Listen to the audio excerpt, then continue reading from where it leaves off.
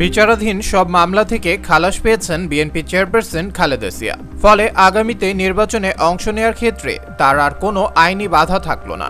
লন্ডনে চিকিৎসারত বাংলাদেশের সাবেক প্রধানমন্ত্রীর শারীরিক অবস্থাও কিছুটা উন্নতির দিকে। দলটির নেতাকর্মীদের প্রত্যাশা, আগামী জাতীয় সংসদ নির্বাচনে খালেদা জিয়ার নেতৃত্বেই তারা ভোটে অংশগ্রহণ করতে পারবেন। বিএনপির স্থায়ী কমিটির সদস্য ডক্টর খন্দকার মোশাররফ হোসেন জানান, আগামী জাতীয় সংসদ নির্বাচনে চেয়ারপারসন খালেদা জিয়ার নেতৃত্বে তারা নির্বাচনে অংশ নেবেন। তিনি নিজেও এবার নির্বাচনে অংশ নিতে পারবেন বলে জানান তিনি। বিএনপির এই শীর্ষ নেতা অপেক্ষা করছেন চেয়ারপারসনের সুস্থ হয়ে দেশে ফেরার। খন্দকার মোশাররফ হোসেন গণমাধ্যমকে জানান, ফ্যাসিস্ট শেখ হাসিনার সরকার দলের চেয়ারপারসন খালেদা জিয়ার বিরুদ্ধে মিথ্যা মামলা দায়ের করে আদালতকে ব্যবহার করে সাজা দিয়েছিল, যার কারণে তিনি 2018 সালে অনুষ্ঠিত সংসদ নির্বাচনে অংশ নিতে পারেননি।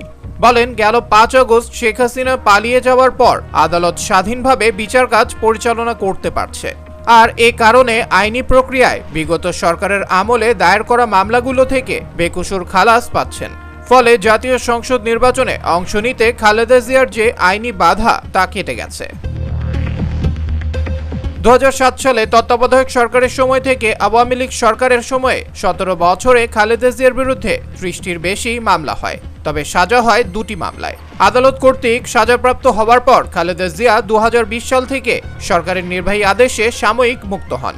এরপর গেল 5 আগস্ট গণ আন্দোলনে সরকার পতনের পর সাজা থেকে পুরোপুরি মুক্ত হন খালেদা জিয়া। মুক্তির পর গেল বছরের 21 নভেম্বর খালেদা জিয়া দীর্ঘ 1 যুগ পর সশস্ত্র বাহিনী দিবসের অনুষ্ঠানেও যোগ দেন। এদিকে জিয়া অরফানেজ ট্রাস্ট মামলায় গেল 15 জানুয়ারি আপিল শুনানির পর সুপ্রিম কোর্টের আপিল বিভাগ তাকে খালাস দেয়। সম্প্রতি জিয়া চ্যারিটেবল ট্রাস্ট মামলায় আপিল বিভাগের রায়ে খালাস পান তিনি। ফলে 2 মামলায় 17 বছরের কারাদণ্ড থেকে সাজামুক্ত হন বিএনপি চেয়ারপারসন খালেদা জিয়া। মামলা, সাজা, উন্নত চিকিৎসা নিয়ে কয়েক বছর ধরে নানা ঘটনা ও নাটকীয়তার পর গত 8 জানুয়ারি চিকিৎসার জন্য লন্ডনে যান বিএনপি চেয়ারপারসন খালেদা জিয়া। বর্তমানে তিনি সেখানে চিকিৎসা নিচ্ছেন।